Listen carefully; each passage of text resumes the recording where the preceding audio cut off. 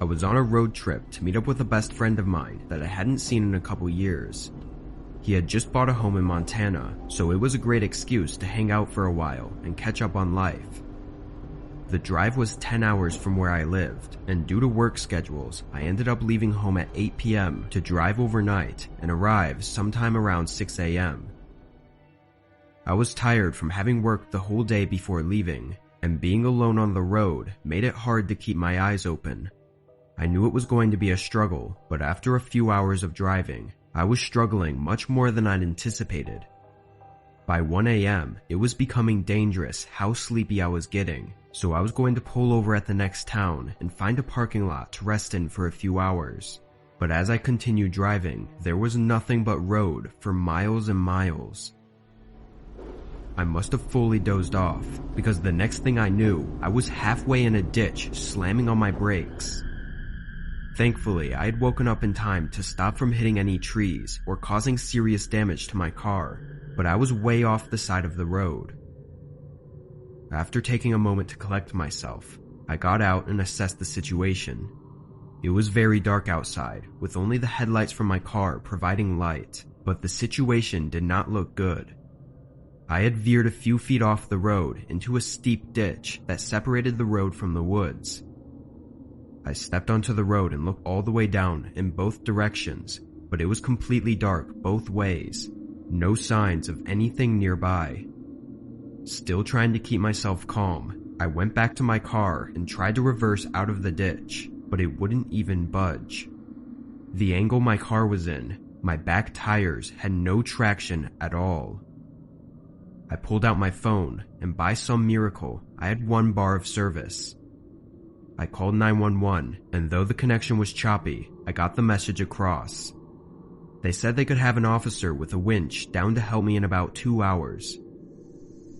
I waited in my car for a while, looking between the road and the empty woods around me, getting kind of creeped out the more I thought of how remote I was. After 30 minutes, I laid back in my seat and tried to catch some sleep. Unfortunately, the whole situation had me too shaken to fall asleep though. I sat up and looked around again, not seeing any lights on the road. But just before I looked away, I barely made out a shape on the other side of the road. Just 20 or 30 feet from my car, a truck was parked with all of its lights off. I never heard or saw them pull up, but I knew they weren't there before. It was too dark to see any details, but I knew the police would have had their lights on for sure. So why was this truck stopped out here, right by me in the middle of nowhere, with all of its lights off? I stared at it for at least 5 minutes, not seeing any movement or signs of someone being inside it. A chill ran through me, and I decided to call the police for an update on their location, but as I turned and reached back for my phone, a figure was standing at my passenger window. They were peering into my car, looking directly at me. His soulless eyes showed that he had no intent to help me. The shock of it all had me frozen in fear. The man then walked around my car and stared at me again through my window. Seeing him just a foot away from me with only the thin glass between us was the most terrified I'd ever felt. The man tested the door handle a couple times before saying something under his breath and hitting the window in frustration. He turned around and called something out in a different language, like he was telling someone to do something. He then turned back and started looking through the other windows. I was in a complete panic, breathing heavily and preparing for whatever was to happen next. But then I heard and saw the truck speeding away. The man by my car looked over like he was surprised and ran up to the road. After a second, he immediately sprinted past my car and disappeared in the woods. Moments later, I saw flashing red and blue lights coming up in the distance. I told the officer what had happened, but of course the man and whoever was in the truck had gotten away with no evidence left behind, other than the eerie shoe prints leading into the woods.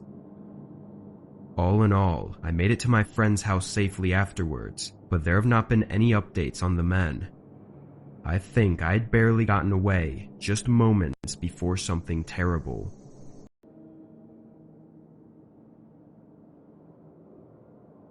I took up a job at a popular pizza restaurant last year for evening shifts after school.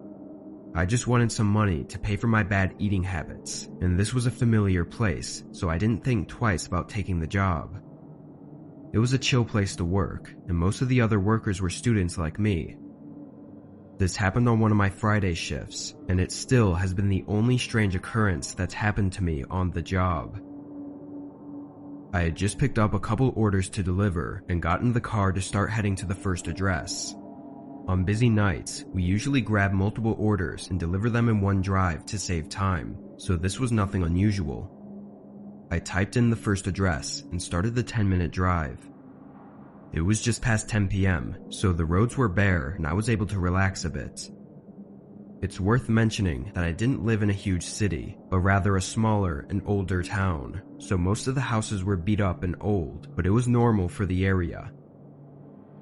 When I pulled up to the address, it was just as all the others looked.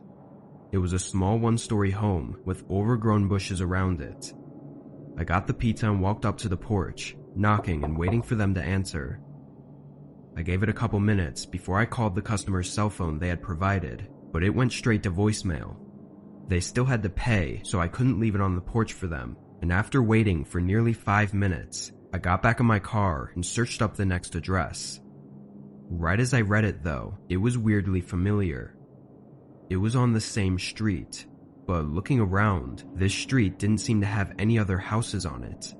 There was another road connecting to it, but I could clearly see that there was a barricade blocking it off.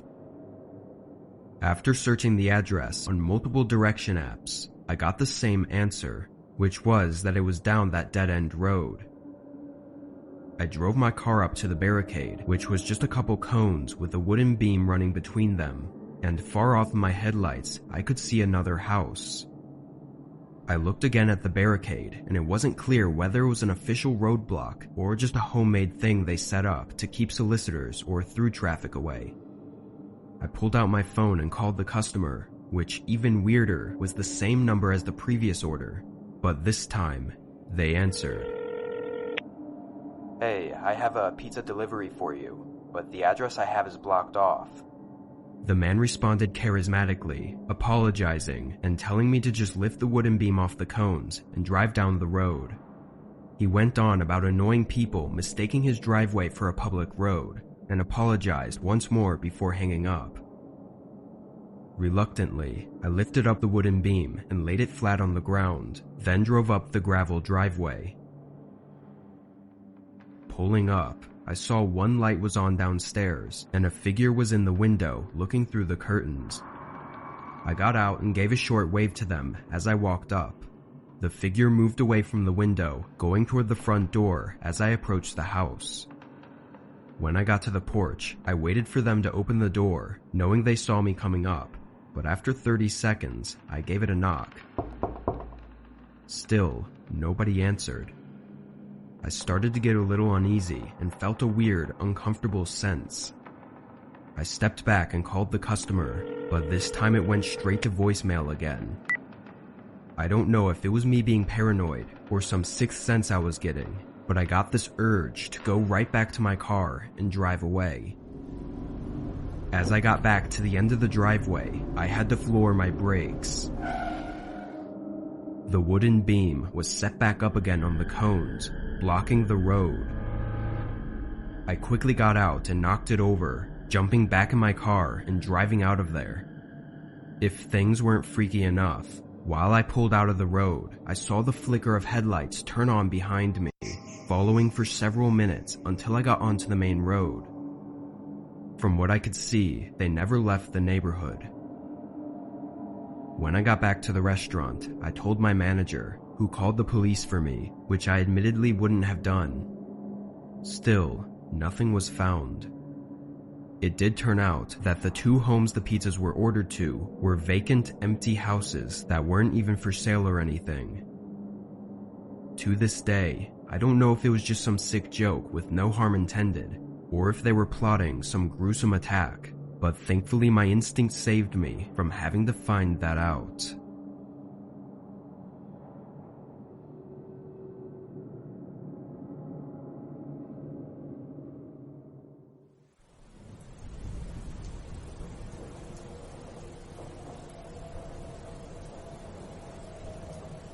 I drive a van for work, delivering products to a few family-owned stores around my city.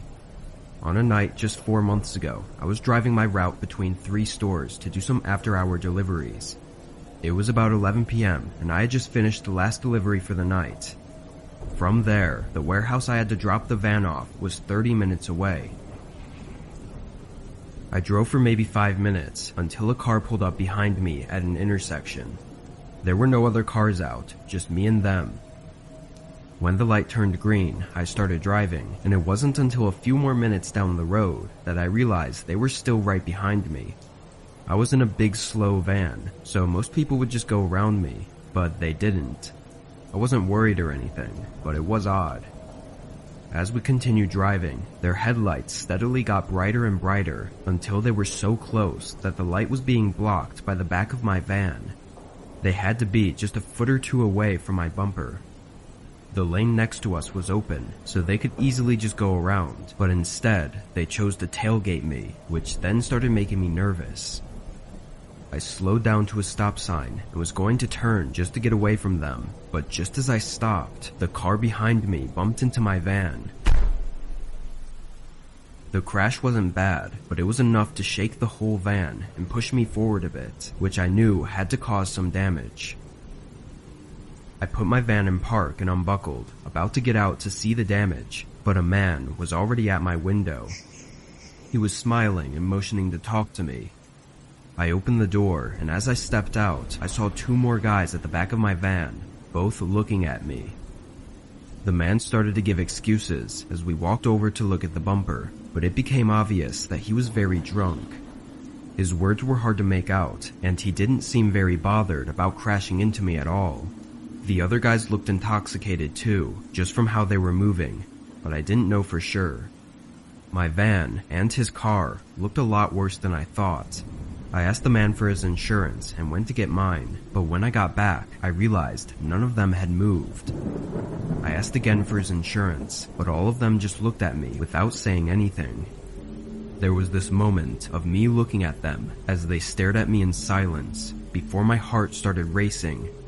I turned to run back to my van, but instantly, I heard all of their footsteps coming up behind me. I didn't even make it to the door before one of them grabbed me and shoved me against the side of the van. The one holding me was making threats, while the others went back and forth, piling up everything in their car. After a minute of having my head pressed against the side, he shoved me away and started forcing me to walk toward their car. The other guys finished taking what they could and got in the car, telling the man behind me to hurry up as he opened the back door and tried pushing me into the back seat. I knew that if I let him get me in that car, I would likely never be seen again. I put all of my strength into fighting back, doing everything I could to make it as difficult as possible to get me inside. After a 20-second struggle, he tossed me away and got in himself. Then they drove off.